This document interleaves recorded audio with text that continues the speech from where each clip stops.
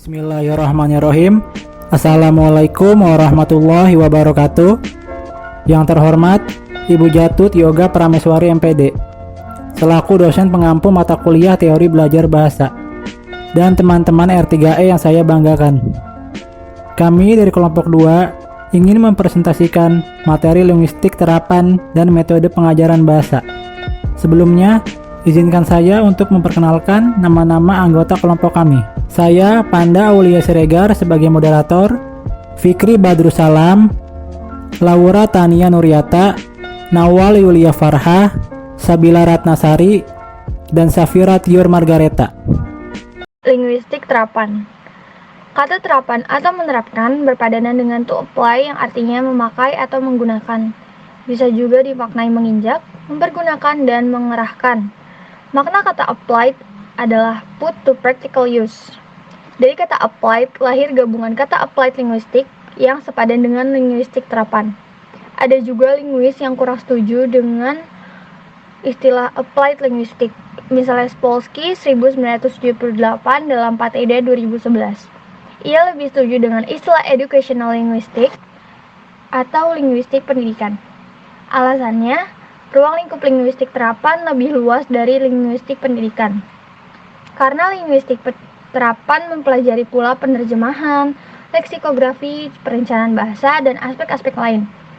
Istilah linguistik terapan mengacu pada berbagai kegiatan yang melibatkan beberapa hal yang terkait dengan pemecahan masalah bahasa atau menangani beberapa kekhawatiran terkait bahasa.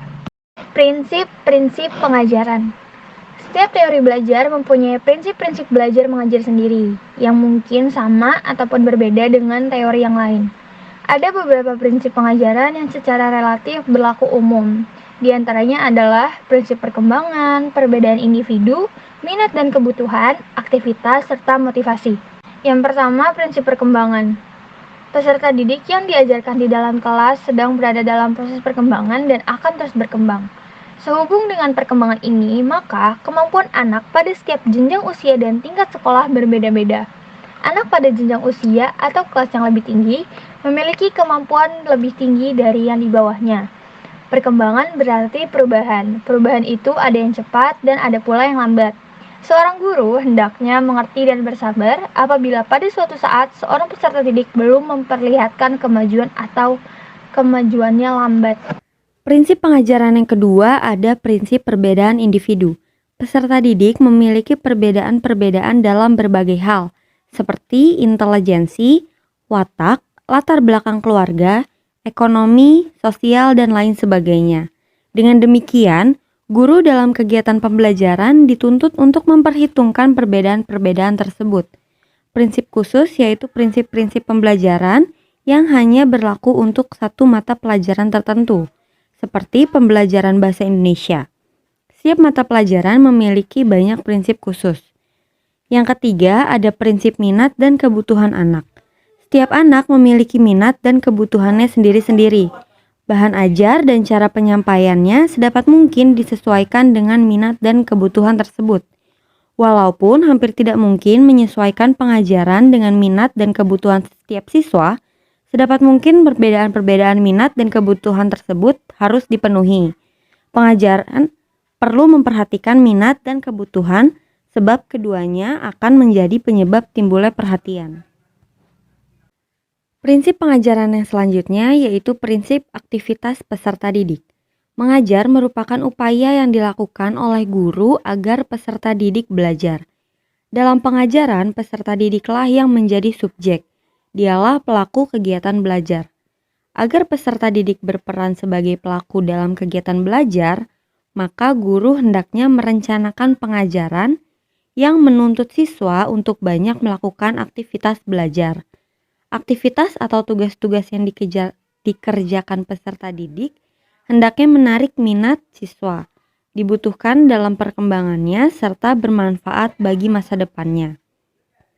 Yang kelima ada prinsip motivasi. Prinsip motivasi yaitu dalam belajar diperlukan motif-motif yang dapat mendorong peserta didik untuk belajar.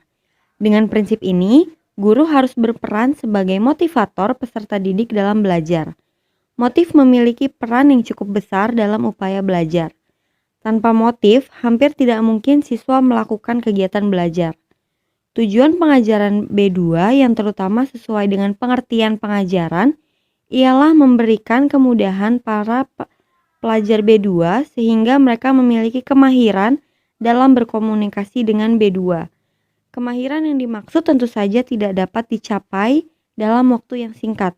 Diperlukan waktu yang memadai untuk sampai pada tingkat kemahiran yang tinggi. Beberapa metode pengajaran B2 berkaitan dengan pengajaran bahasa. Edward Anthony pada tahun 1963 membedakan 3 pengertian, yaitu pendekatan, metode, dan teknik.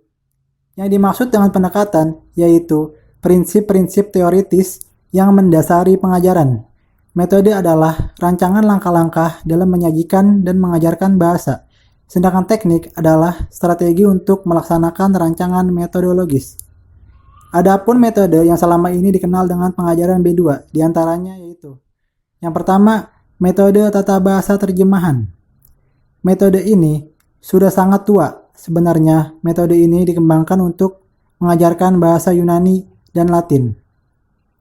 Namun, dalam perkembangannya, metode ini digunakan pula untuk mengajarkan bahasa asing lainnya. Metode ini dikembangkan sejalan dengan pandangan psikologi daya bahwa disiplin mental sangat penting untuk meningkatkan kekuatan pikiran. Dan adapun ciri-ciri tata bahasa terjemahan. Yang A.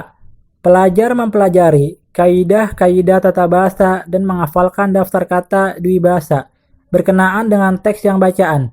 Tata bahasa dipelajari secara deduktif dengan penjelasan panjang lebar yang mencukupi juga sebagai kekecualian. Yang B. Setelah tata bahasa dan kosakata diberikan latihan terjemahan dimulai. Yang C. Pemahaman tentang kaidah dan bacaan dites melalui penerjemahan 2 arah. Pelajar dianggap telah mempelajari bahasa bila mereka mampu menerjemahkan dengan baik. Yang D. B1 dan B2 selalu dibandingkan. Tujuannya ialah agar pelajar mampu mengalihbahasakan B1 ke B2 dan sebaliknya dengan menggunakan kamus jika perlu. Yang E. Sangat sedikit kesempatan yang diberikan untuk berlatih menyimak dan berbicara. Sebagian besar waktu digunakan untuk membahas tentang bahasa. Penerapan metode ini tidak memberikan kemampuan berbahasa melakukan lebih menekankan pengetahuan tentang bahasa. Pelajar pada umumnya tidak memiliki keterampilan menyimak dan berbicara. Selanjutnya dari beberapa metode pengajaran B2. Yang kedua, metode langsung. Metode ini lahir pada abad ke-19. Ciri utama metode ini adalah A. Belajar bahasa harus dimulai dengan sesuatu yang dekat dengan menggunakan benda-benda di kelas serta tindakan sederhana. Yang B. Pelajaran dengan metode ini sering menggunakan gambar-gambar tentang kehidupan di masyarakat B2 untuk menghindar terjemahan yang sama sekali tidak boleh digunakan. Yang C. Sejak mula, pelajar mendengarkan kalimat-kalimat lengkap sederhana dan bermakna yang seringkali berbentuk tanya jawab. Yang D. Metode ini mementingkan ucapan yang tepat, telah dimulai sejak awal pelajaran. Untuk itu, sering digunakan lambang-lambang fonetis. Yang E. Kaidah tata bahasa tidak diajarkan tersendiri, melainkan melalui latihan. Pelajar diharapkan menggeneralisasikan kaidah-kaidah itu melalui metode induktif, jika terpaksa tata bahasa diajarkan dalam B2. Yang F. Pemahaman bacaan juga diperoleh melalui pemahaman langsung terhadap teks tanpa harus menerjemah. Hadley berdasarkan Rivers 1993. Metode langsung ini dikembangkan berdasarkan pandangan kaum rasionalis mengenai bahasa. Selanjutnya dari beberapa metode pengajaran B2, yang ketiga, metode audiolingual.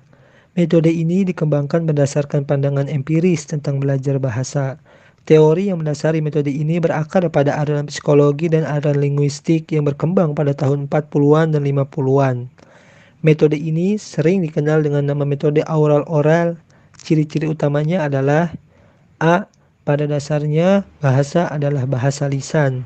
Yang B. Bahasa adalah kebiasaan. Yang C.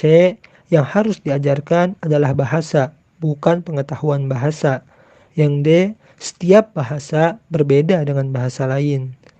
Buku-buku latihan metode ini mencakup 3 bagian dasar, yaitu 1 dialog, 2 tubian atau drill pola-pola, dan yang ketiga kegiatan penerapan. Penjelasan tentang kaidah tata bahasa hanya sedikit sekali, yaitu sesudah tubian. Tubian pola mencakup 1 tubian pengulangan, pelajar hanya mengikuti contoh guru. Yang kedua, tubian transformasi, yaitu siswa merespon dengan mengubah atau melakukan transformasi berbagai aspek seperti persona, jumlah, dan juga waktu. Pengajaran bahasa komunikatif. Pengajaran bahasa bertujuan untuk mengembangkan kompetensi komunikatif, yaitu kemampuan untuk memahami dan menggunakan bahasa dalam berbagai fungsinya. Pengajaran bahasa komunikatif ini oleh beberapa pakar lebih dipandang sebagai pendekatan daripada berbagai metode. Pengajaran komunikatif ini dikembangkan berdasarkan tulisan-tulisan ilmuwan bahasa terapan seperti Wilkins, Widihusan, dan Bramfitt. Ada beberapa prinsip yang melandasi pendekatan komunikatif, yaitu A. Prinsip komunikasi. Aktivitas yang melibatkan komunikasi akan meningkatkan proses belajar bahasa. B. Prinsip tugas. Aktivitas yang melibatkan penyelesaian tugas yang sebenarnya akan meningkatkan proses belajar bahasa. C. Prinsip kebermaknaan. Agar proses belajar terjadi, pelajar dilibatkan dalam penggunaan bahasa yang bermakna dan autentik. Dalam pengajaran dengan pendekatan komunikatif ini, digunakan teknik atau strategi yang akan mengaktifkan pelajar untuk berpikir, menemukan, memecahkan permasalahan, dan berkomunikasi. Respons fisik total. Pendekatan ini didasarkan pada keyakinan bahwa kemampuan menyimak harus dikembangkan dengan sempurna. Selain itu, juga pada keyakinan bahwa keterampilan akan lebih mudah diasimilasikan bila sistem sensori kinestetik dimanfaatkan. Untuk itu, dalam proses belajar, guru memberikan perintah-perintah lisan yang ditanggapi pelajar dengan melaksanakan aktivitas fisik sesuai yang menyatakan bahwa pelajar mengerti. Respon fisik total, ada 3 gagasan pokok yang melandasi pendekatan ini. Yang pertama, pemahaman bahasa lisan harus mendahului kemampuan berbicara.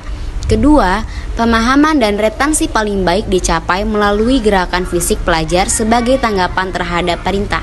Bentuk perintah dalam bahasa merupakan sarana yang ampuh karena dapat digunakan untuk mengarahkan perilaku pelajar serta membimbing pada pemahaman melalui tindakan.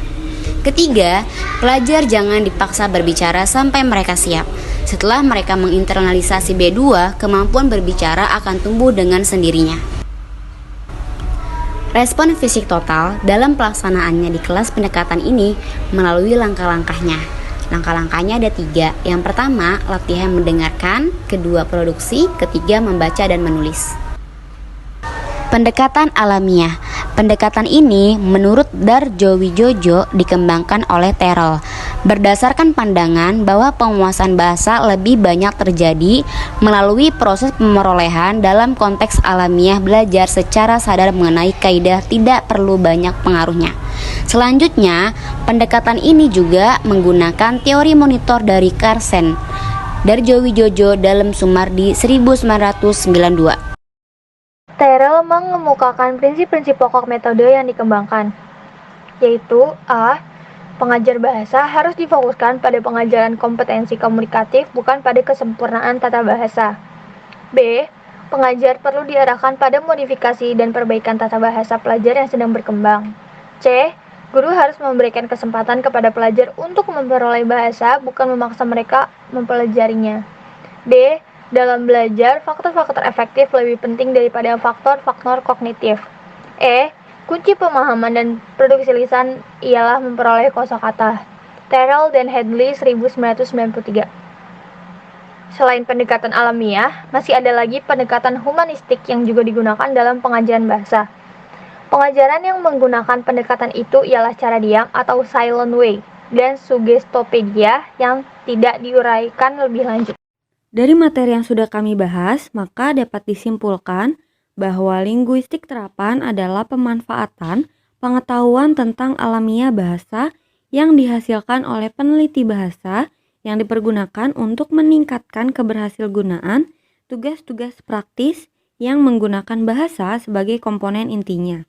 Adapun objek kajian linguistik terapan tidak lain adalah bahasa, yakni bahasa manusia yang berfungsi sebagai sistem komunikasi yang menggunakan ujaran sebagai medianya. Setiap teori belajar mempunyai prinsip-prinsip belajar mengajarnya sendiri, yang mencangkup prinsip perkembangan, perbedaan, individu, minat dan kebutuhan, aktivitas, serta motivasi.